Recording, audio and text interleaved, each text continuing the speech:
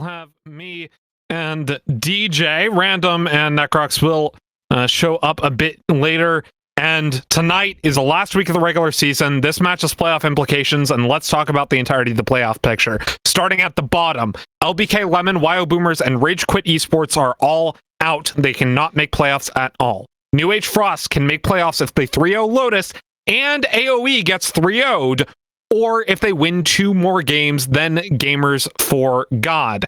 Gamers for God makes playoffs so long as New Age Frost doesn't win 2 more games than Gamers for God. And obviously, with that, New Age Frost needs to win 2 games for that to happen. But Gamers for God just needs to not win 2 less games than G4G tonight. AOE makes playoffs if they have at least 1 win, or if New Age Frost has at least 1 loss. None of those teams can make a bye. Moving on to the top 4, though, Sparta Prime still mathematically can get a bye if they 3-0 Glaive and Lois doesn't win 2 or more games tonight. Lotus, however, can get a bye if they win 1 more game than Glaive, or if they 3-0 Glaive, if they 3-0 New Age Frost, and Who Flashed That Fight goes 0-3. Glaive keeps their bye if they win at least 2 games, or if they win at least the same amount of games as Lotus. And finally, Who Flashed That Fight at position 1 keeps their bye if they win at least 1 game, or if Lotus loses at least 1 game. And that is your playoff picture. Today, we have Who Flashed That Fight up against AOE God Squad, and God Squad are on a charge in this late season, aren't they, DJ? Yeah, they certainly are, and they are in playoff position at the moment, but like you were saying, it's a bit tenuous, right? They definitely have better position than Gamers for God do, who are sitting in 6th. They've got a couple of games up on them at the moment, but it can't be feeling comfortable, right, being on the bubble at all.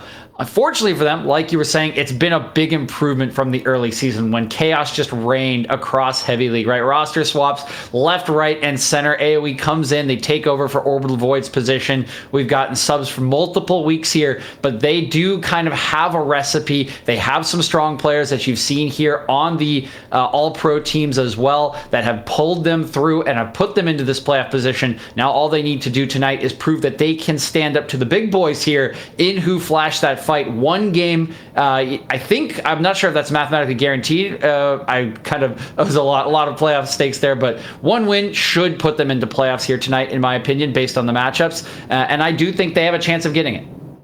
Yes, they need at least 1 win to guarantee themselves in playoffs, or if New Age Frost has at least 1 loss tonight. And they have a sub in the mid lane tonight. Runeweaver is out. So we might actually see a different God Squad than we saw last week when Runeweaver played very well, obviously being on the Talia for one of those games as well.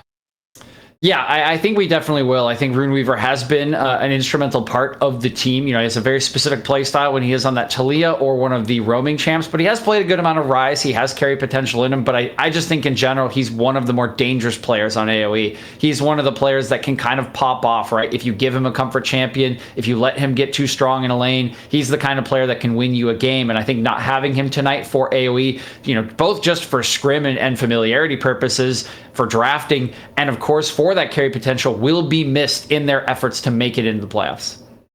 And going to the other side of the rift for a second, Donut Maker, obviously huge playmaker for Who Flashed That Fight. I mean, the week 1 Diana play, I didn't see it, but obviously I've heard enough about that from last week's pre-show. And with that, you have this team, they have strong solo laners, they have Baka, who's one of the best junglers in the league, right? You have 3 out of the 5 Team 1 All-Pro players. What makes this team so special, DJ? I mean, I just think they're all incredibly talented, and I think the thing that brings it all together is the fact that Stingus is so smart about the game, right? He knows how to bring the best out of all of these players, and we've seen it from week 1. And even in week 1, you know, I've talked to these guys a couple times. They didn't feel that good about their gameplay. They felt a little rusty. They felt like they should have 3-0'd that series. There's been some other games as well that they felt were really messy. So they know how to improve. They know how to find the mistakes and continue getting better. And all of them have incredible individual talent as well. We've already mentioned Dust to Dawn, right? Got into the list because we've all seen him be able to carry like just incredibly heavily throughout all of last season. We know what Donut Maker can put out, and this bottom lane knows exactly what they're doing as well. And I think even the champion pool of Stingus is incredibly wide here. That helps them so much in drafts. So I think they are a team that already is very strong, but knows how to improve on their mistakes and weaknesses because of their personalities and because of sort of the leadership that comes from that AD carry. And speaking of that AD carry position, when we look at these picks, both these AD carries seem to favor Varus this season. Paxax is on the record saying he prefers the on-hit Varus. However, he has played lethality. Stingus, though, 7 games on Varus, 4 games on Ezreal this season. Those will be contested picks as they are top 2 for both these AD carries. Yeah, I imagine they will be. And I think a little bit of that is down to playstyle, and I think a little bit of, personal playstyle, and I think a little bit of that is down, actually, I think a lot more of that is down to team playstyle. In that Paxax personally seems to like these farming kind of long-range lanes where he can get powered up very safely and then kind of execute in team fights. It's not that he can't play other things. I think these things are strong, but the critical thing, and this is a big meta thing, is these are the picks that allow you to play topside, right? Picking Varus, picking Ezreal just allows you to sit safely, clear away lanes, clear away farm, sit at long range, not be engaged upon too often, and allows your jungler, the rest of your map, to go focus topside, right? You can have Dokdo go support Donut Maker, right, in that Korean tandem. You can have him following Baka around. That's a lot of the reason I think that these players are so strong. And the same can be said for Mel Scout and whoever the support is tonight. I do believe the sub is Orange Meatball potentially tonight for AOE. We'll find out exactly who that is, but that's the kind of thing that these teams like to do. That's the kind of style they like to play around, in particular for Who Flashed That Fight. I do think having Baka facilitate their solo lanes in the early game has been their formula to success throughout, because Stingus is so proficient on farming up, on staying safe, and then executing on AD carries. Yeah, I'm excited to watch these teams. Obviously, I haven't been around as long as you have in the league, but hearing stories about Who Flashed That Fight, seeing that they're the #1 team in the league, God Squad has a challenge ahead of them. They've been able to make a late season run. Let's see if they're able to do it tonight. We're about to get in a draft in a minute or so here. DJ, what are your final thoughts before we head in a draft? My final thoughts here are interested to see what the priority is on Diana at the moment. Diana was a pick that Donut Maker was playing a lot in the early season in the mid lane. Now it has risen to full jungle priority here with the loss of Rumble largely out of the meta.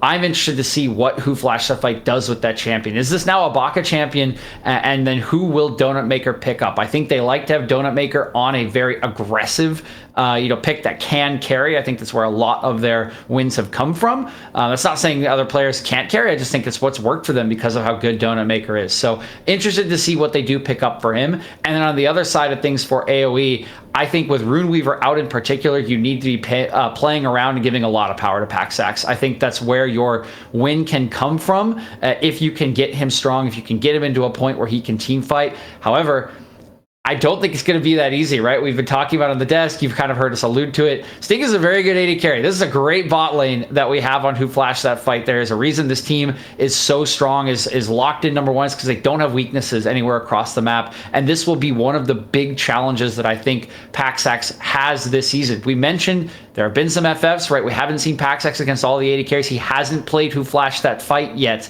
This will be a huge test for him in AOE to see if he can stand up to what we know is the top team and one of the top bottom lanes here in the league.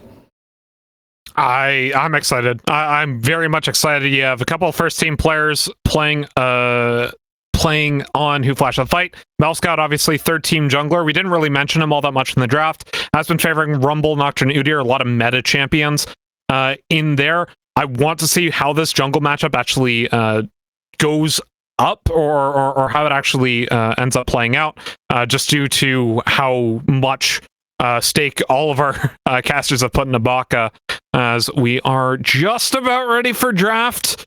We can, I guess, take a bit of a dive into some of these questions that, or some interviews that we got with the team captains. First of all, from the side of Who Flashed That Fight. Oh, we are in a draft. Okay, enough stalling. We're in a draft. Leona Ziggs being banned out the way. by AOE and who flashed that fight as we get Anivia Hover. I don't think this is going to be it is the Anivia ban. What? Yeah, that is a strong champion for Donut Maker there in the mid lane. That's been banned away from him quite a bit this season, so actually not surprised to see that, despite the fact that it is very niche. It is something he plays extremely, extremely well. So we see that one come through. Like that the Ziggs is banned away. I'm a big proponent of the fact that the Ziggs is absolutely busted and just should not be allowed through drafts at the moment. So you can see Stingus is already very much ahead of me here in who flashed that fight, going to take away that very dangerous pick there. Can be a bottom laner, can be a mid laner, just great at wave clear and siege in general, so I like to see that one taken away. Volibear off the table. Elise is an interesting ban away from Baka here. Feels very, very targeted, particularly when, you know, playing Elise is just A, not very strong as a champion, and B, not strong at all in the meta, so kind of two strikes against her there, so that is quite a targeted ban. And it's the first pick Karma from God Squad, mid support flex pick at the moment, although I do believe once you get below a certain elo, it's mostly played in that bottom lane. Might see an Ezreal Karma come out from God Squad if who flash that fight doesn't pick up the Ezreal here, though. Yeah, interesting to see what the response is here. They're taking their time to figure it out, as they did leave that open. The Lulu is open if they wanted to go that direction, but instead looks like it will be the hover of the Nocturne for the first one. That will be locked in. I imagine that can go both in the hands of Baka and likely Dustodon in the top lane. Not sure how much Donut Maker plays it, but I would expect that at this point Donut Maker does know how to play that champion as well. It's so very strong in the solo lanes, either or. And there is that Ezreal going to come in here for Stingus. Bit of a takeaway from Paxax, but with the Varus not banned, I definitely expect the Varus to come out. Yeah, and when you pick this Karma, it should be Lethality Varus. Oh no, they go double Enchanter. This is a Karma mid lane. Well, that threw a wrench in our plans. Hello? Yep, so we didn't get to mention it, but I was going to say that neither of the enchanters were banned here, and typically you don't ban the enchanters on red side. You can just leave it wide open if you want to trade Karma for Lulu or Lulu for Karma, if you're comfortable with that. Who flashed that fight apparently is comfortable giving both of them away. I saw a little bit of this in a game between Wildcard Red and Wildcard Black a couple days ago, where there was double Enchanter with Kindred. We don't get Kindred, we get Xin Zhao, but how many times have we seen Xin Zhao just take over a game with one Enchanter support, Finnick, let alone two? So that is an interesting giveaway here from who flashed that fight, and I expect they will have to be planning for this. They do get that key Aatrox here. This is Dustodon's absolute best champion. He smurfs on people with this champion regardless of meta, so maybe that is the plan here. Get a little comfort in exchange for these two incredibly strong supportive champs, but I would be a little afraid of that jungle mid combination. Yeah, and all eyes are on Paxax now with this draft. With this double Enchanter, you pick double Enchanter, you already have a jungler that can take use of it, but isn't really going to take as much use of it as, say, a Kog'Maw, or an on-hit Varus, or anyone who just scales extremely well late game and with attack speed, which is very important here. We see Seraphine, Morgana being banned away, as well as the Vayne and the Jinx. Kog'Maw still on the table, Varus still on the table. We'll see what AOE decides to pick in that bot lane, but first, this should be the support pick for who flashed that fight, hovering the Pyke. They're hovering Pyke. I have not seen a Pyke in quite a long time here, Finnick. We'll see if that is the lock-in. Could be good against all the shielding, right? That execute. Not really going to care, I think, about that. But nope, they're going to go to a Maokai. They've played this before. This is also something that Dokdo actually is very, very proficient at. So interesting to see this one come out. I think this will be paired with the Ezreal as a support. And as we were mentioning, as we were alluding to, the Varus hover coming in here. I think this will be locked in. It probably does have to be an attack speed Varus, though, here, Finnick. Yes. We know that Paxax, of course, very comfortable with this. Yes, it's not as meta as the lethality Varus, but when you have double Enchanter and that Xin Zhao, you need some sort of consistent damage coming through. So I expect that would have to be the attack speed Varus, and we'll see what they are going to round it out with. Of course, you could flex Karma to the bottom lane and do something else, and oh my, that would be a throwdown. That is a throwdown. Oh. So Fiora Aatrox.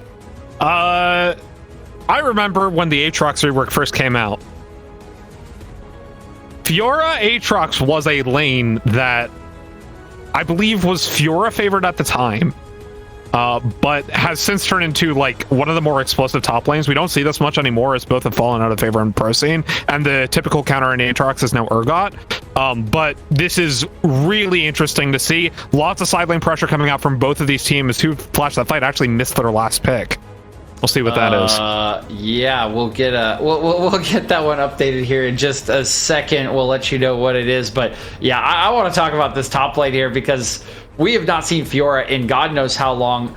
It is LeBlanc. It's a LeBlanc coming in here for Donut Maker. And that does make sense. Again, we've seen LeBlanc cropping up a lot in higher elo recently as a response to some of these enchanters, right? Regardless of whether they're the solo lane or they're in the bot lane, they just kind of pop, right? If you do get a hold of them with your full combo on the LeBlanc, and does allow you to have some gank set up here in the mid lane against them. They are very squishy. They're easy to kill if you can set it up right. So I like this response from Donut Maker. But again, this top lane, if you're going to pick Fiora, your draft kind of warps around Fiora because she needs to get strong. She needs to kind of split push to be a threat in the late game. And split pushing has just not been a thing in Season 11 since Dragons were reworked, right? And since Dragon Soul has been so strong. However, we did recently get an item into League of Legends that might just help with the split pushing here, Fiddick. Oh, yes, and Random is very happy about that item right now. But before we get into the new items, I would like to also say we saw Yorick last week on the broadcast as well. So it's not like split pushers haven't been available. It's this patch has made split pushers that much better. Let's talk about these new items, though. Hullbreaker, and I forgot the name of the other one. Crap. Wait, you were the one? You were flaming us before because we didn't know to pronounce it. Anathema's Chains. Anathema's Chains. There we go. There we go. Forgot that. Look. All right. I'm a busy man doing busy things. Fiora, though, I mean, I expect to see this Hullbreaker come out. It's just such a good item. Yeah. I mean, it has to, right? Like, I just don't think split push would be strong enough if it wasn't, right? You can win the lane as Andessa here with this Fiora against the Aatrox, right? The concept here being that you can use that riposte, to immune one of his Q combinations because they are very easy to see coming. They're very predictable. You can even immune the chain if you're looking for that, but it's just kind of easy to immune part of Aatrox's kill combo, his trading combo, which makes it easier for you to fight back. That's the concept here, and you can then build something like a Ravenous and a Hullbreaker to out-sustain him, but you're gonna need the Hullbreaker to make this stick, because unlike a Yorick who just kind of free split pushed in that game that we saw, Fiora needs some time, and Dragon Soul didn't get weaker, guys. Like, it's still the same Dragon Soul, so unless it's Cloud Soul or something like that, you kind of still need to fight for it unless you really are creating a ton of pressure like we used to see in some of those Camille composition, Camille Galio back in the day. And I think to do that, this item does need to come out, because I think without it, the split push just is not threatening enough for Who Flash That Fight to not say, oh, okay, I guess we'll just take Dragon Soul while you go take like 2 or 3 of our turrets, maybe. Yeah, and Who Flash That Fight actually have 2 options to match the side lane, so even if the Aatrox gets behind, so long as this LeBlanc gets ahead, she can match the Fiora and will probably take TP. So, AOE God Squad put a lot of faith into this Fiora pickup, but now it's about shutting down Donut Maker on this LeBlanc. LeBlanc will be the answer to the Fiora in the late game. There is no ifs, ands, or buts about that, and God Squad need to make sure that happens. It starts with Mel Scout, though, making sure that LeBlanc does nothing early. Yeah, he really does need to. And again, he is empowered to do so, right? He has this Karma next to him. Anytime after level 2 or 3, really, he can kind of just walk wherever he wants along with the Karma if she can get shoved to make things happen. But like you're saying, they need to make sure that LeBlanc doesn't just kill Karma or set up a gank onto Karma. More importantly, doesn't allow LeBlanc to shove the wave and roam bot lane to go pop Kenny Masterland, right? That's what you really want to do if you are Donut Maker here. You want to get shoved. You want to go bot side along with Baka. You want to turn off the lights and you want to say goodbye, Lulu. Goodbye, Lulu, over and over again. Get 4 or 5 kills stacked up on this LeBlanc. Get that Medjay Soul Stealer coming in. And then, like you said, all of a sudden, the game looks a whole lot different because you can just match anyone. You can just go anywhere and do anything you want. But if you don't get ahead on LeBlanc, we all know what happens. You pop over the wall, you die. And, I mean, it is LeBlanc. Support's worst nightmare and Enchanter's worst nightmare. That said, AOE God Squad, they're not putting all the eggs into the Paxax basket. This isn't something that we expected from them. We expected them to play around Paxax this game, especially with the sub in the mid lane of Random Capitals. So to see this pickup of the Fiora, I really want to see this work for them. Because you're going against the style that you've been playing to success over these last couple seasons, or over the last couple of weeks, playing towards Paxax, playing around your mid lane. Can't do that this time around. And with this Paxax on the lethality, or on the what we assume is the attack speed Varus, even though he can scale into the late game, if Fiora is not ahead or even in that late game, but really if she's not ahead, she is not a threat in the team fight, and she's not a threat in the side lane. And that means that Who Flashed That Fight essentially wins a 5v4.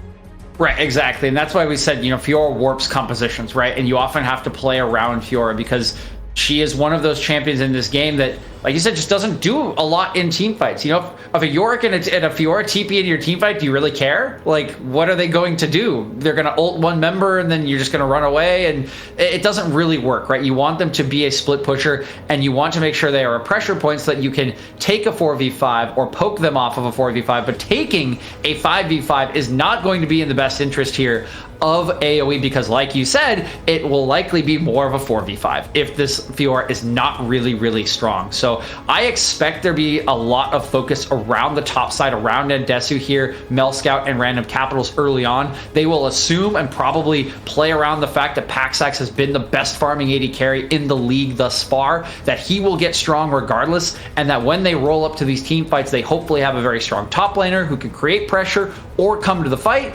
and they still have a strong AD carry who's just stayed safe and farmed.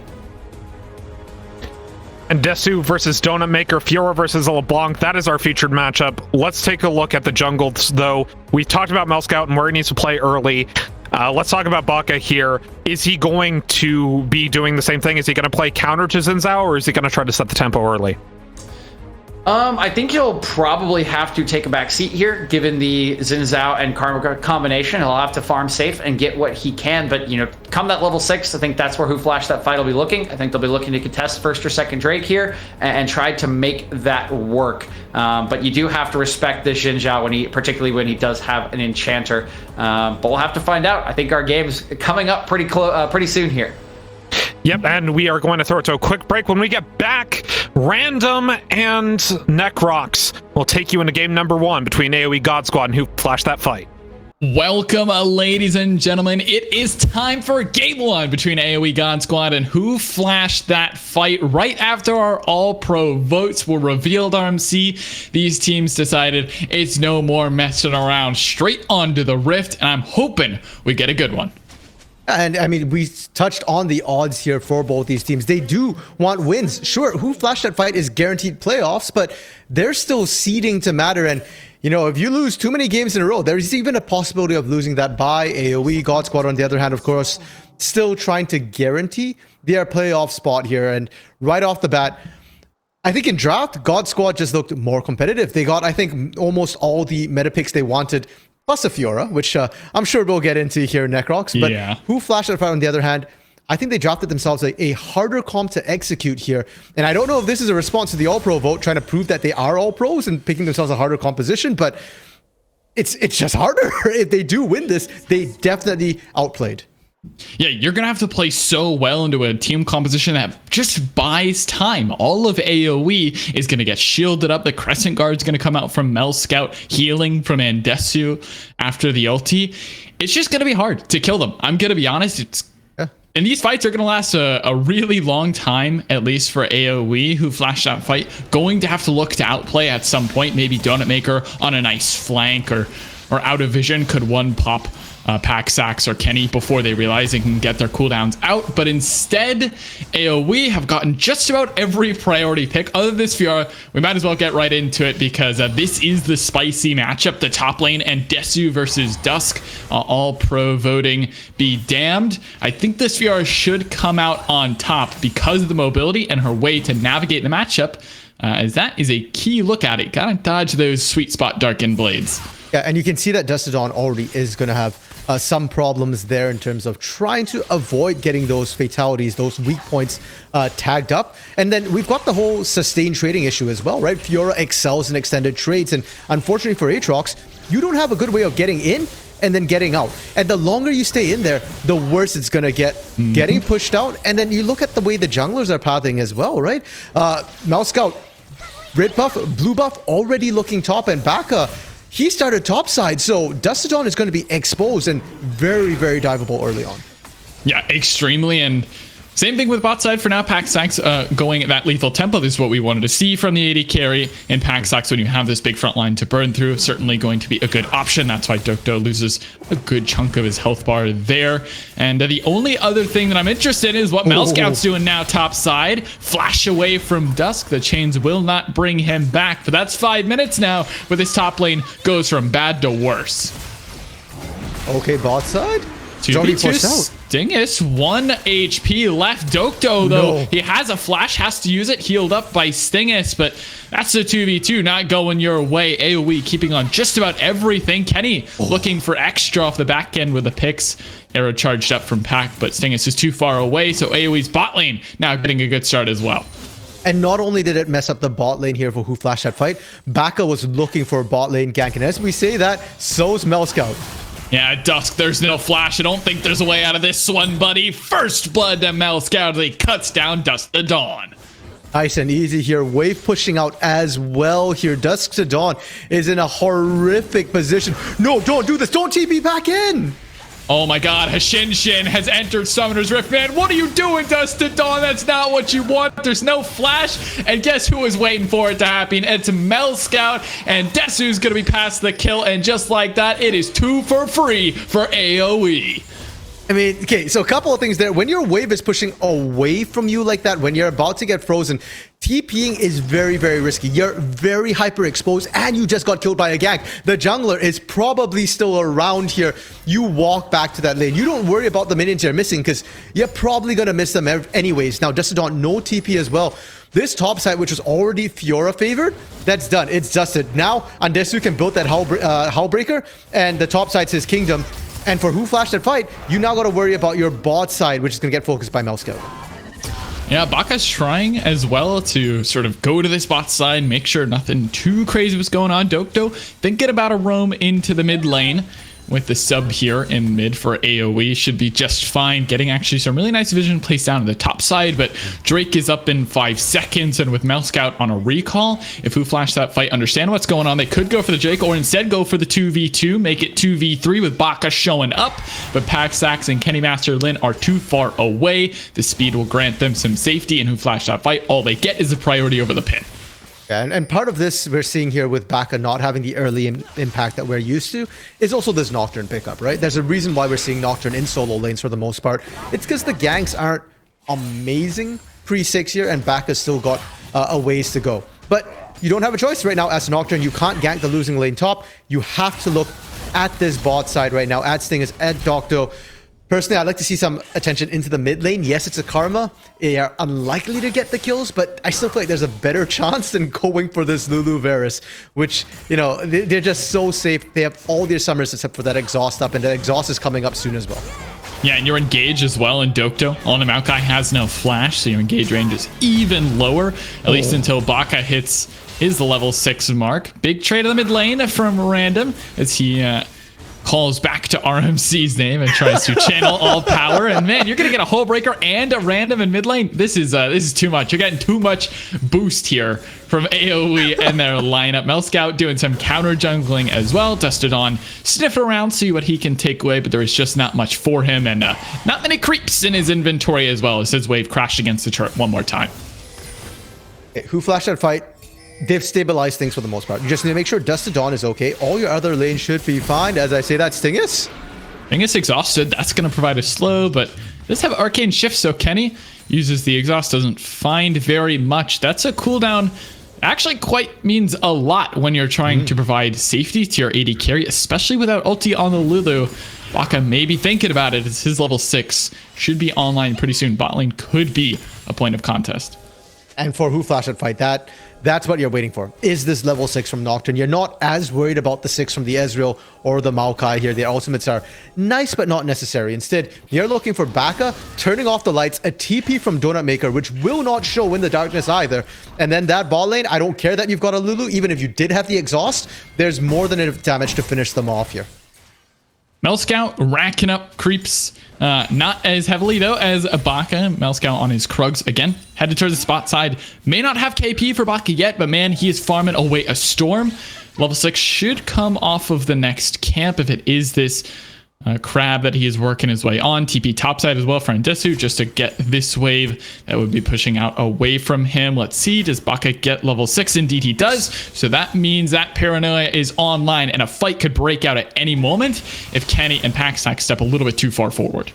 Unfortunately, no ward in the bot lane for the TP in from Donut Maker here, but with the way the wave is shoving out here, if Paxax and Kenny, they walk past that river here, that's when we hear that Paranoia. And Desu maybe thinking about something on the top side as well. There are Apost lands, but there might be a fight bot side as well. So we're going to have to look at 2 spots of the Rift at once. Dustodon popping that World Ender, try to get away, but Andesu with a grand challenge. Look at a 1v1. Over the wall goes Dusk, but Andesu to follow, and there's no way away. Now on bot side, Dokdo is going in for the engage. True shot, Barrage will not find the mark, but the flash auto from Baka will finish it off as Paxax burns down to Dokdo, who flashlight fight, picking up a kill, but it's traded right back on top side as Dusk falls to Andesu. I want to say it's exactly what the Doctor ordered for Who Flash that fight, but the kill went to Dokdo. That's the last person you'll want to get it here. Baka, seeing as both of them could use it better. It does mean, however, they do get to secure first Drake, and this Mountain Drake, early Mountain Drakes don't feel impactful because it's a percentage modifier, but I think for top lane right now, Dustodon will take any combat stat you can get. We just saw Dustodon effectively soloed out there. Melscott was really there just for the support and the assist. Yeah, it's that's John just trying his best to not int this game away. Won't say that he already hasn't done that, but only time will tell how far Andesu can press this lead. 2-0-1 on the Fiora. This is impressive stuff. When you give solo laners their counter picks, when you give them the agency to really express their skill, this is what you want to see. You reap the rewards. It's a 1v1 after resources have already been dumped in, and Desu makes it look good as it should. And now Dustodon is the one to struggle for it. No TP for him should be coming up pretty soon, but this is the point in the game where I want to see Dusk try to impact other points of the map. Don't try to fight in your lane anymore. Maybe look for a TP play as he'll have TP advantage pretty soon. Maybe could look on Paxax as he has no flash. And I'd agree with Andesu as well. Andesu should be pushing out as hard as you can. Forget the rest of your team. Your strength is in applying as much pressure as humanly possible. Donut Maker was roaming down a little bit to the bot side, but has decided to walk away here. And instead we see Mel Scout. Timing really sucks there for Dusk. Tries to go for a ward, having to burn the flash. Maybe looking to turn this around though. The Paranoia and the TP in from Donut Maker. Mel Scout's the first to fall, and now they can turn their attention onto Andesu. The chains connect. True shot barrage goes a little bit wide, but it does not matter to finish off the kill. Who flashed that fight? 2-0 in the top lane. Well played from Who Flashed that fight there. They're correctly recognizing where to punish. And this was why I was saying, for AOE God Squad, Andesu needs to push out, but you need to do it without Mel Scout right now. You do win the 1v1 here. And frankly, even in a 2v2, there's a pretty decent chance that you trade back. Even if you don't, if Mel Scout should be bouncing between mid and bot lane here. The moment that Paranoia goes off, the moment Baka goes top, you punish the bot side of the map, knowing that they can't quite match. And if Donut Maker goes south, so can Random. Both of them can show up, and you should be able to win that with your numbers advantage. Get your other lanes ahead here. All right, well, at least there's some sort of response fight back from Who Flashed that fight as they get themselves 2 kills on the top side. Riftchild still secure, though, for Mel Scout, so we'll have some priority in his pocket at a moment's notice. Both junglers gonna meet here on bot side. We'll see if Baka actually can move in to earn any sort of priority. Dokdo is the one to be engaged on though, with the roam from the mid lane. He might be in a little bit of trouble. Knocked up with a 3-talon strike. One more Paxax from downtown. Nice shot to finish him off. Okay, they should be able to get out here nice and clean. I do want to draw attention to the fact that this is Paxax's first kill of the game. Actually, it's been kind of quiet in this bot lane in terms of kills here, and they've been able to farm quite evenly. That's not ideal for the Varus. Ezreal skills up quite nicely. Yes, Divine Thunder did get nerfed for ranged champions, doesn't do quite as much damage, but still really solid. Andesu? maybe thinking about a 1v1, but shouldn't be able to do it under the turret. Instead, bot lane is where Rift Herald is summoned. This entire turret is just going to lose just not enough to take down the whole thing. Few more autos on that one from Paxax, and that'll fall over. We'll see if Melscout wants to stick around to try to get it. Instead, they'll leave it up, let the lane manifest, and with about 90 seconds on Drake, recalls coming through, all cooldowns should be up, so AOE maybe thinking about taking a full-on fight. This will be the first 5v5 we could see of the game. Yeah, I think leaving that bot lane turret up is fine unless you needed the gold here. It's not safe for Stingus and Docto anymore to try and hide under that turret. It can go down and then you get popped here. Instead, my eyes are once again drawn to wherever Baka is going for Who Flashed that fight, because that's really been where the action is. Every time that Paranoia is up, that's where you're going to get ganked. And right now for AOE God Squad, they should be warding every lane. They should be playing very careful. And here we go. Yeah, that's the telltale sign. When Dust pops the World Ender, they want the 2v1, and Andesu is too far out. Baka makes it a nightmare for the top lane. All of a sudden, this one doesn't look too bad. CS completely even now for the likes of Dusk, plus has the teleport. Drake's up in about 40 seconds. Andesu should be able to respond, but I'm not sure that Andesu should be happy about what's going on after such an early lead, falling this far behind. Oh, definitely shouldn't be happy about that. I mean, this is a winning 1v1, and you know that since you're winning here, you're going to get focused down. And I've already said it before, Melscout needs to be responding to these paranoias, right? The moment Andesu's pushing topside, you kind of need to be hovering around that bottom, trying to punish there. Now, bot lane first turret did go down, and AOE God Squad, they've unlocked this Varus, who is such a potent siege tool. I want to see them move them into the mid lane here and pressure out Donut Maker a little bit as well. Donut not able to really pop off, and as a LeBlanc here, you're not in a great situation to try and fend off a siege. Donut Maker with his first completed item as well with the Ludens has a lot of burst potential upfront damage from the LeBlanc. Will certainly do a nice work on any backline member that he can get his hands on. Dust to Dawn, Baka also completing their bruiser items. It is AOE now with priority in the river as Who Flashed that fight. Baka's Paranoia should be off cooldown in just a few seconds, maybe waiting on that one to contest. But for now, looks like they want the fight and they're willing to walk up for it.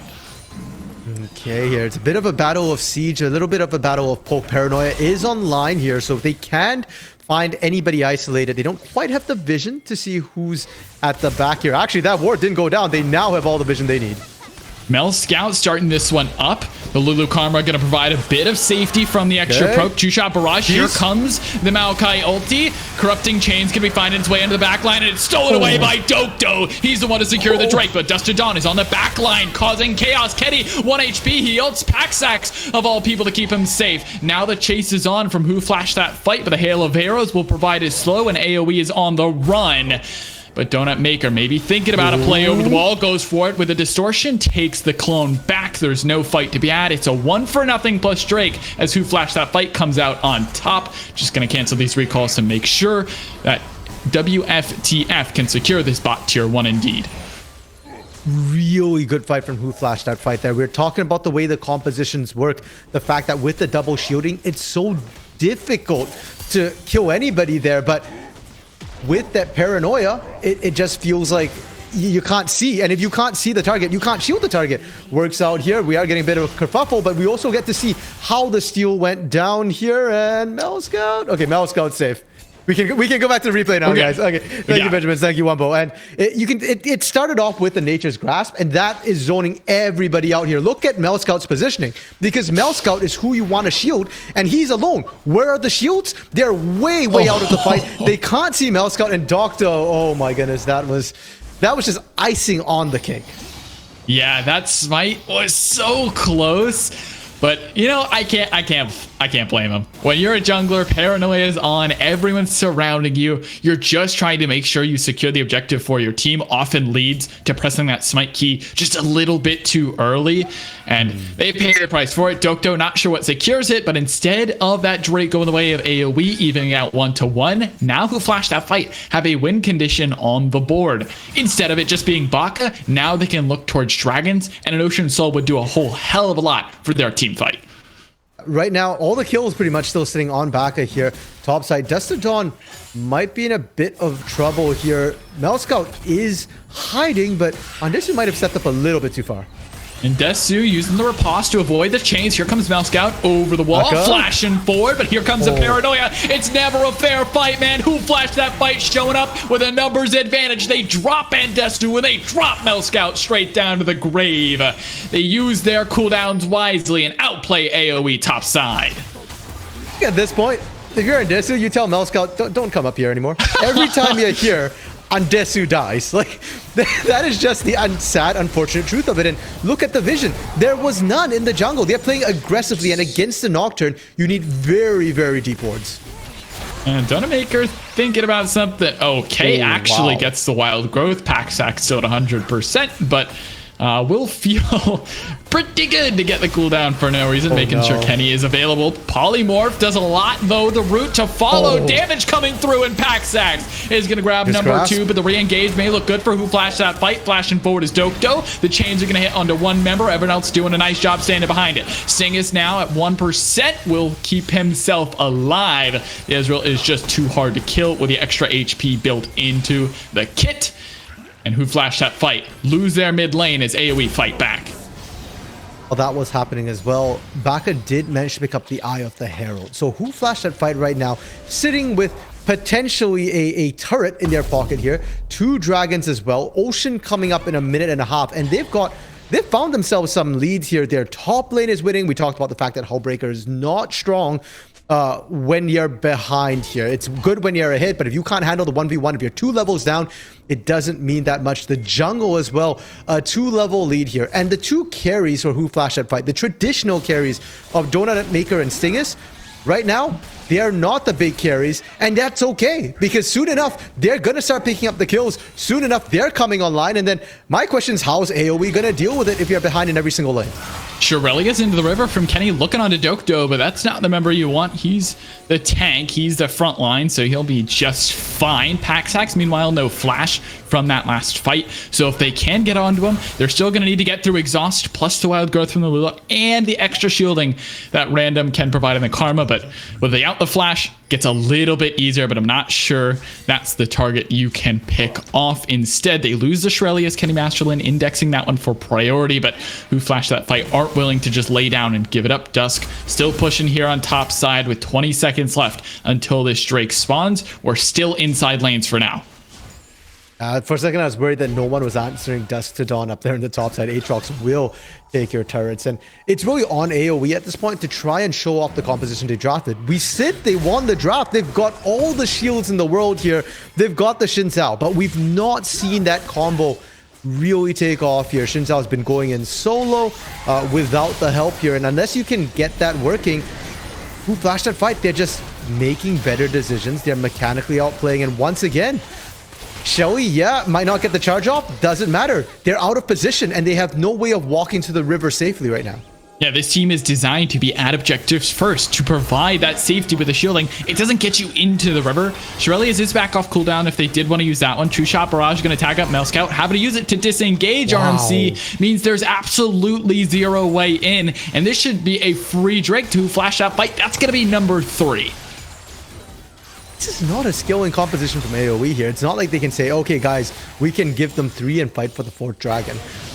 You're facing up against an Ezreal who, like I said, Divine Sunder has been nerfed somewhat for ranged champions, but it's still a solid item and does skill very well as well. Dust to Dawn is the other person I'm looking at who's going to keep on skilling.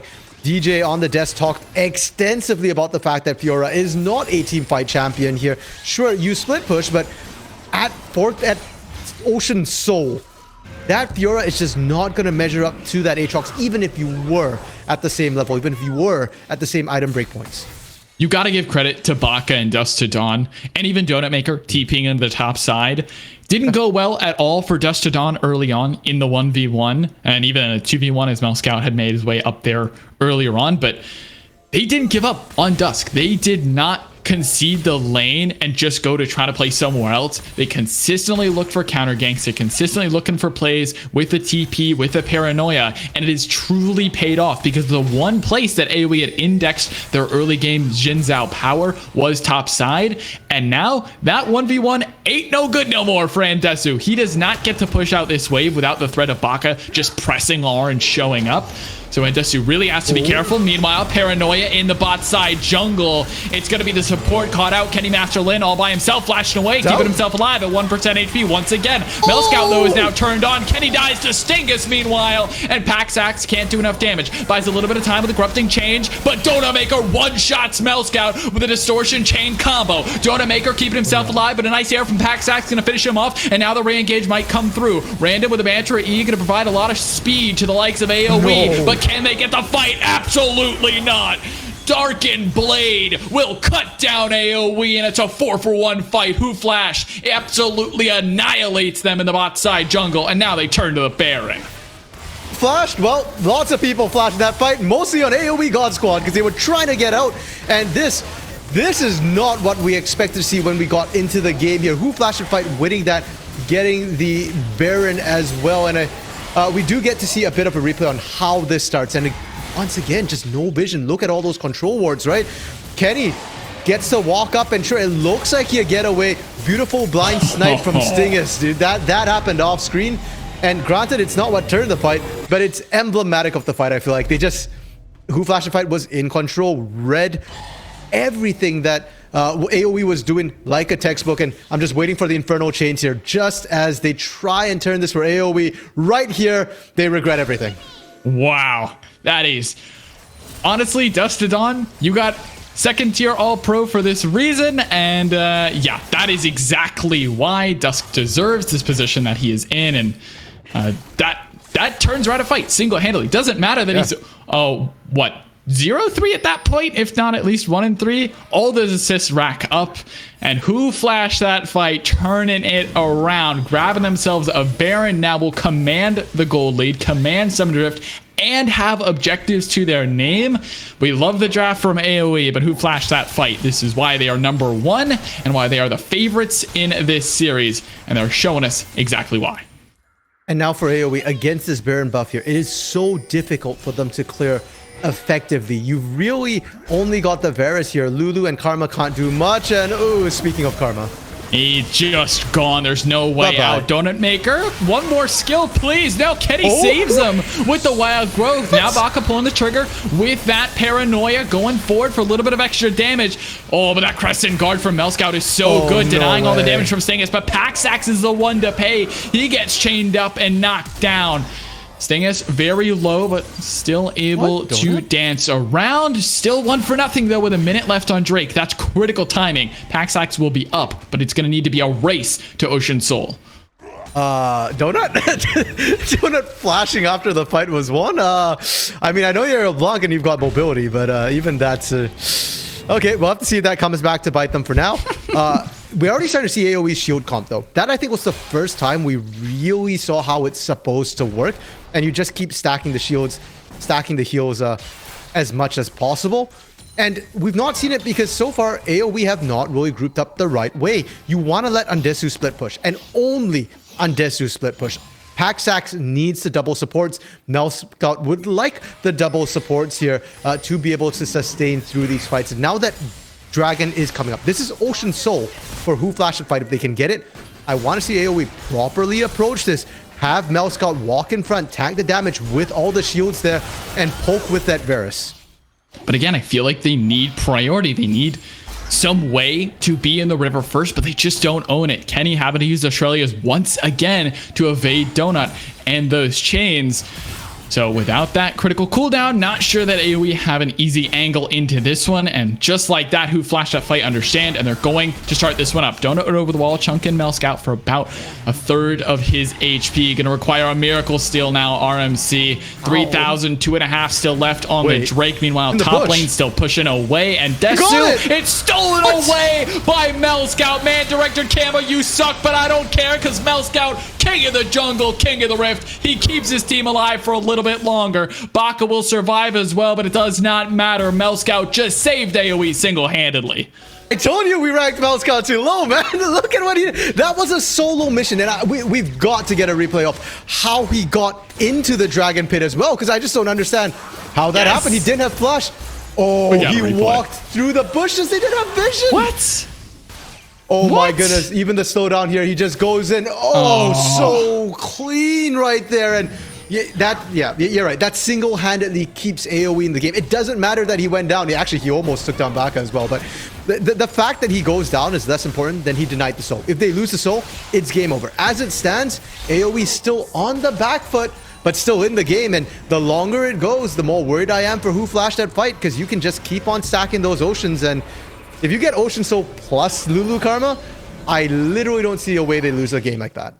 Yeah, that's certainly a win condition, but it's so far away. Who flashed that fight still own Summoner's Rift. All the turrets are basically down. You have a couple standing left in mid and bot. Top lane completely exposed up until the base, and man, it just feels like AOE, even though they get lucky there, even though they come up heads a couple times, Scout may not be able to say the same as he flips tails and goes down. That's not what you want to see. Jungle getting caught out trying to clear your own side, and that's what I mean. Nothing now belongs to AOE at all. I've said this over and over again. I sound like a broken record at this point. Don't split up. The only person who gets to split is Andesu, and even then you can see Andesu is struggling. Okay, well, he's trying for the 1v1. He's doing his best. Knockup going to be provided by the Wild Growth, but the TP onto the backside, man. You left your support to die, but instead, Random going to show up to provide the shields. Donut does not commit to that kill. Instead, he wanted to chase down Andesu, but it will not happen. Baka, no paranoia, but they've left Random to die into the turret. Can he find the outplay? 1v2. Kenny now arriving with the Guardian with the shield. Baka thrown forward with one more Q, but they cannot get the damage in. And this is what this double Enchanter composition does. It stays alive. It does not die, and it will keep this bot tier 2 surviving. You lost the mid tier 2 for it though, and frankly I'd rather give up the bot than the mid. They're still not in a safe place. Docto has Nature's Grass. You can always just cut off the exit here, and not only would that cut off the exit, it would also zone out your enchanters here. Donut hopping away, gets the chains into Scout, but here we go. They're looking for the engage regardless onto the back line. And Desu trying to find the damage onto Dust. Dawn doesn't have the ulti just quite yet. Scout is the first one to fall, and Desu hopping away. Knocked up by the Darkin, but he's still finding himself out with a lunge. Wild Growth going to be used to keep him alive as well. Dust now going low. So much damage from Paxax pouring through with this on-hit Varus. Sting is hopping away as well. Who flashed that fight? Find one kill, but that's all they claim. Should have been, I think, much more. But AOE, with his Enchanter composition, again, find a way to not lose too much. And now, finally, they get some priority. Once more, staying alive, Necrox. This is literally the anthem of the AOE God Squad right now. Not just in terms of double shooting from the enchanters, but just the entire game. You're falling apart, but you're staying alive. You're not giving up critical game-breaking mistakes for the most part here, while you are seeding bits of gold. And for who flashed that fight, your window is slowly closing. It's getting harder and harder to find the kills, and I'm waiting for that Serpent's Fang. Who's going to build it here? Is it going to be Stingus? Is it going to be Baka? Is it going to be Dust to Dawn? I don't know, but somebody needs to build it, and soon. Because as it stands here, I don't care how quickly you're skilling, you're going to plateau very, very soon here. You're already at, 3, building 4 items across the board pretty much for who flashed that fight. Once you hit 5, you're kind of there in terms of your damage peak, your damage spike. Yeah, I'm not sure that AOE really want this trade either. They might insist that they have a scaling advantage, but not willing to give a Baron. That could be game ending. And you can see Flash Shot Fight understanding exactly that. They are willing to trade away one measly Ocean Drake, one just normal Drake for a Baron, and this is the call from AOE. They're going to be the ones on Dragon, and who flashed that fight headed towards the Baron. Someone's going to have to go over here. Surely they don't want to give this one up. This can't be mathematically correct. Give up Baron for Dragon, Necrox? I actually think, as strange, as mind-blowing as it sounds right now, that's the call for God Squad. You do this here, because if you lose at Baron, game's over right away. You lose not only Baron, you lose Soul. As it stands, yes, you lose Baron, but if you can continue not giving up the Soul, yeah, they might not. What? What is this call from AOE? The Drake is too late, and Baka has paranoia. Here comes the true shot. They get the Drake, but can they get away? Baka still has the ulti available, but not able to take it in time. And Desu may be the sacrificial Fiora. He's knocked up, bounced around, and knocked down. Sting is grabbing that kill on the top lane of AOE, but the rest of the team has to run. Mel Scout may die as well, trying to evade, but there's no escape route. Dust to Dawn popping the World Ender as well, trying to get anyone else that he can. 2-0 so far. Root not able to connect. Paxax should just leave this one alone. And who flashed that fight get Baron +2. Baron for Dragon, the math checks out here, but losing 2 on the back end of it does not. You could have tried to hold against the Baron here, but this might spell game. I don't know if there's enough wave clear here. They've still got minions. A new wave is coming in as well. I'd like to see somebody from Who Flash and Fight just escort those minions in. Why are you basing? They're going to recall. They don't want to commit with Desu back alive. Maybe they don't feel comfortable enough. So Who Flashed that fight, willing to drag this one out a little bit longer. But AOE, with the Dragon secure, is one step closer to a win condition of their own. But against Baron, they're just going to have to hold on. Giving double inhibitor against this composition would just feel too bad. And I'm not sure that AOE have the strength to fight it. They're going to have to do it under their towers, within their base. It's time to turtle and maybe let Desu push out waves. But again, got to be careful from the threat from Donut and Baka, able to pull the trigger at any moment's notice. Here we go. They find the paranoia onto Desu. Speak it and it comes true. Riposta's used and Desu's on the run. Very fast. Can he get away? Yes, he absolutely can. And Desu survives. Critical cooldowns burn for Who Flashed that fight. Looking for a re-engage in the back end. Wild Growth gonna find the mark. Going golden for a moment. Just his Donut Maker, but he'll be taken out. Stingus is actually the one to fall. No more AD carry left in the fight. Exhausted, rooted, knocked up, and killed once more. Dust to Dawn loses his life in an AOE 2-0 fight as they hold on. Great chain of corruptions from Paxax there.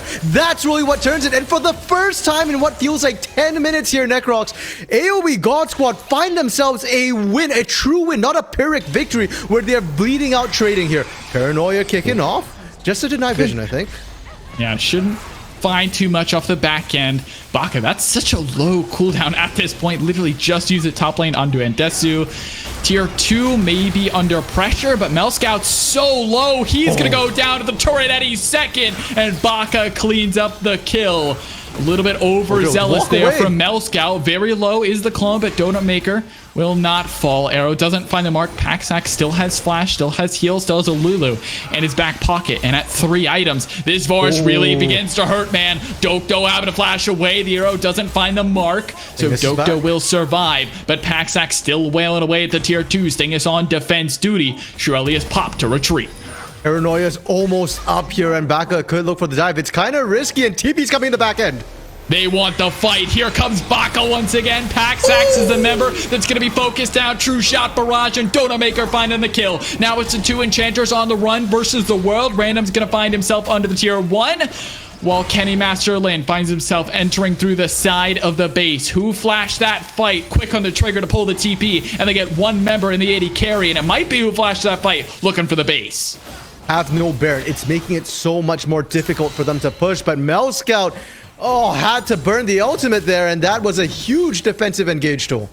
He's 1-9 on this Xin Zhao. All he is a front line at this point. He has Frozen Heart. Mel Scout under his tier 2. Excuse me, the Nexus turrets may just go down to Donut Maker, flashing forward with a distortion, and he picks up the kill. Kenny will not survive much longer if he continues the 1v1. Stingus, meanwhile, just taking the mid inhib, playing it for the team, playing it for the win. That is 2 inhibs down, and Who flashed that fight will have priority all over the map. And Desu using the Riposte to get away from the chains from Dust to Dawn. Donut Maker still causing chaos on the bot side of the base, but AOE, man, they've got supers to deal with and problems on the horizon.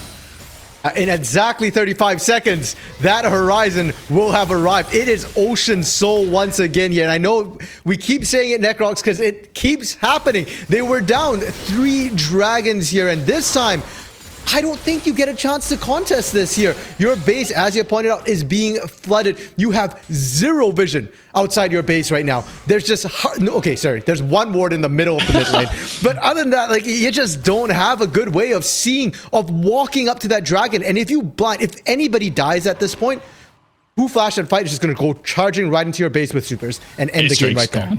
It's just gone. There's no way to contest. They don't even want the fight. You can see the rest of the team on top side. So this is the call for AOE. Give up Ocean Soul in order to gain some sort of priority over the Baron Pit. Donut Maker looking, but nice feat for Random Capitals will keep him alive. But Mel Scout's in the wrong spot at the wrong time. Again, Bach is coming flying over the top of the Paranoia. Nice chains of corruption from this AD carry. Paxax going to town. Paxax is melting through everyone. Now it's time to retreat. Has a little bit of a safety with this double enchanter. Remember, so much shielding for this Varus. What was that from AOE? They get a 1 for nothing. That is just what happens when Who Flashed Fight doesn't have enough damage to instantly burst someone. That's what happens when this comp operates the way it's supposed to, Necrox. Mel Scout, your tank, your drain tank, gets shields, doesn't die. Question mark, question mark, question mark, Prophet, just do that. Baron is coming up right now, though, and they have to do it again. This is your opportunity. Doctor is down. You have a numbers advantage. Don't necessarily start up the Baron, but try and get vision, try and get prio over it, and try and find a pick here. Man, Paxax with a beautiful chains of corruption in the last fight now has a guardian angel to make sure he does not die to the one shot that could come through, plus the safety of the double enchanter. I know we keep talking about it, but this is the only reason AOE is still in the game. But Who Flashed That Fight does not want to keep that story going for much longer as they start up this Baron. Stingus and Bach on a two-man duty, and I don't think AOE knows at all. What is AOE doing? They didn't even get vision down there. They had all this time, they had all this prio, and they just gave up a huge objective completely free.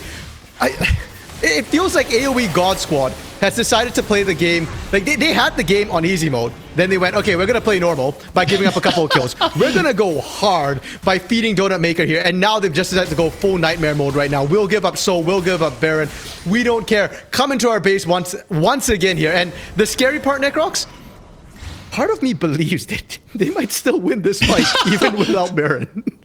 I mean, it speaks to their draft and what they've done throughout the game. I mean, we're not even in game 2 or game 3. This is just game 1, and they've survived against all odds. From Baka always finding plays on top side in the early game, to giving up Drake after Drake, to giving up Baron number 2 now.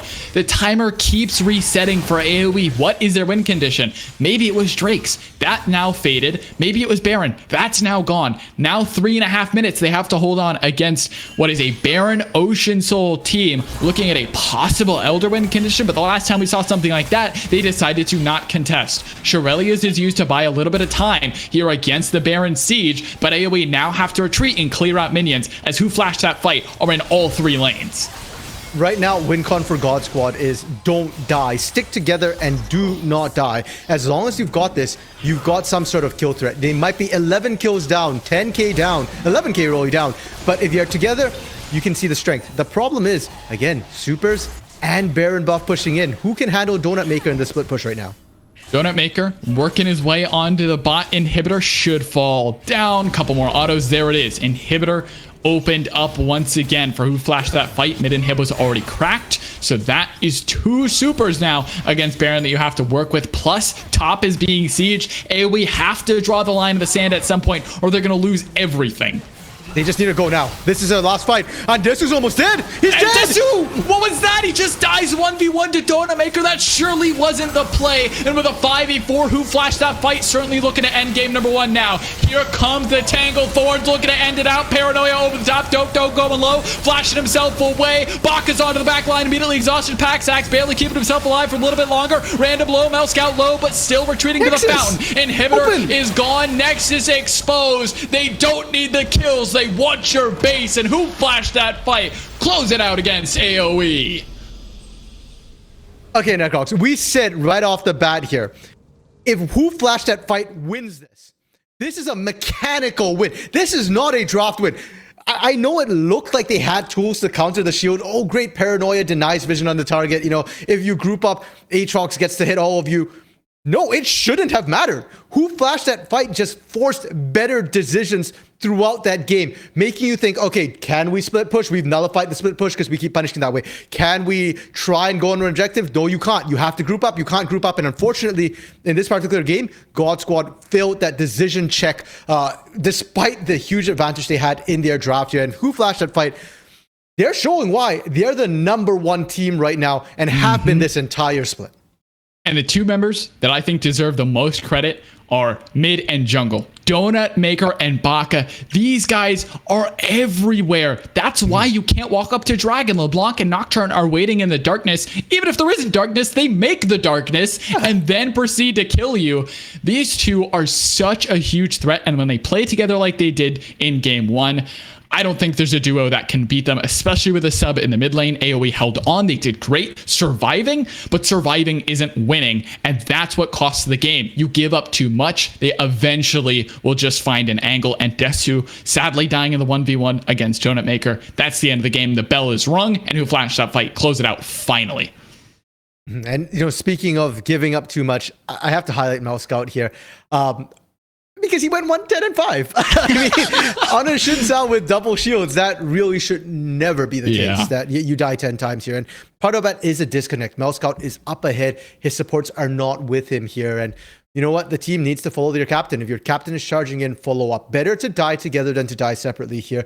Going into game 2, I'll be very surprised if who flashed that fight gives them the double shields again. I think despite how they didn't win, you could see the strength of it here. So I expect to see that banned out. If it's not, then I think AOE need to make sure that they don't give up that advantage and they actually play their comp right. They cover the right members with the shields this time.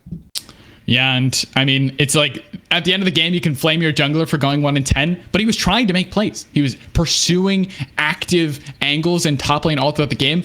But who flashed that fight, man? They're not going to let you pick on Dusted On all night. They're going to turn around. They're going to bring members up there, and they do it so well. We got an analyst test to send it to, though, to give us more thoughts on our game while RMC and I prep for a game number 2 with playoff contentions. Finnick and DJ, take us away. Thank you very much, Necrox. I'm here with DJ, and honestly, game number 1, we saw a different style of draft from AOE God Squad than I think we were expecting. Didn't play out for them. Let's talk about that game. But first, Finnick, buddy, Mike. First, let's talk about the playoffs positioning at the moment. AOE is officially in due to Lotus beating New Age Frost. Sparta Prime is also in. We already knew that. Lotus has won their match, and Glaive lost to Sparta Prime. Therefore, Lotus is now provisionally in the bye position. If they continue being up 1 game on Glaive tonight, they will clinch the bye. Who flashed that fight has clinched the bye with their win. The only other thing, Gamers for God have not completed their first game yet. If they win their first game, they are in. Provisionally, they're in, but they are for sure in if they win their first game. So, with all that being said, we can finally talk about this first game of the night. It's, as I mentioned already, it's a draft that we didn't expect from AOE God Squad. We don't think it played out all that well, and I think it starts with Mel-Scout. Let's just hit the elephant in the room first off. Take it away. Yeah, a little unlucky here for Mel-Scout in this game. Finnick 1-10, as mentioned there on the Xin Zhao, and I think largely a lot of that just comes off the fact that at a certain point when you're that far behind with Xin Zhao, it doesn't matter how many enchanters you have around you, right? There were a couple of occasions in the middle of 3 people where he actually survived for quite a bit of time with the Gore Drinker and some of the shields, but really what it was a case of over-indexing into trying to get Ndesu ahead in the early game, right? They got the early 2 kills, but those 2 kills and Mel-Scout coming back for that second kill cost him so much in the jungle. I mean, we looked at the timer there around the 8-9 minute mark. It's a 30 CS differential, right? 6 camps been taken away from Mel-Scout. And so despite all the good work that you've done in the top side, you yourself are very far behind. That's not going to set you up well against against Baka. And then Baka did what Baka does and made the critical play. He shows up for the third attempt in the top side. That attempt is the one that could have snowballed the game. It could have been a kill into the Rift Herald, into that first turret in top. And now you're looking at a Fiora that just cannot be stopped. But Baka was there. He turns the play around. They get the shutdown gold. And now all of Melscout's hard work in the early game around his top side goes for naught. He's 30 CS behind, and now the game becomes incredibly hard for him. And that's what we saw play out time and time again as he died over and over. Could not have said it better myself. I mean, the obvious MVP of this game has to be Baka, because he took what was a losing early game into a winning early game. Because if the Fioras even are behind, she is losing, and that's what happened. Donut Maker, the player that we expected to be the biggest factor in this game, did very well in the team fight stage, ended up actually behind in farm to Random Capitals on this Karma pickup. Now, DJ, you mentioned throughout the game, Random Capitals was not making the TP plays he needed to, but something has to be said about being able to go up in CS up against the LeBlanc in what is a good matchup for the LeBlanc.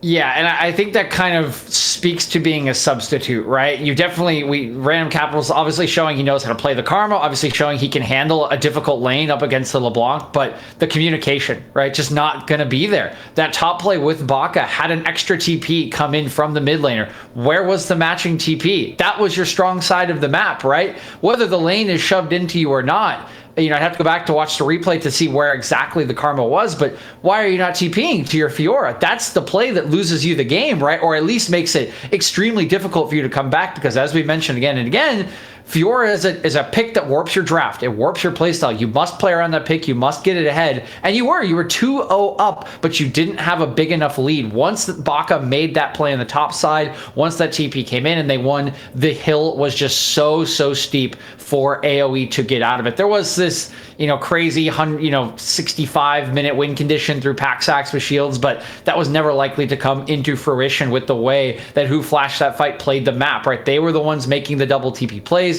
They were the ones communicating around any play that Melscout tried to make, and they were the ones punishing all of those macro mistakes coming in from AOE. So yes, something to be said for the laning prowess here of Capital, but it's gonna have to be better from a team perspective if they want to stand up to the juggernauts that are Who Flashed That Fight.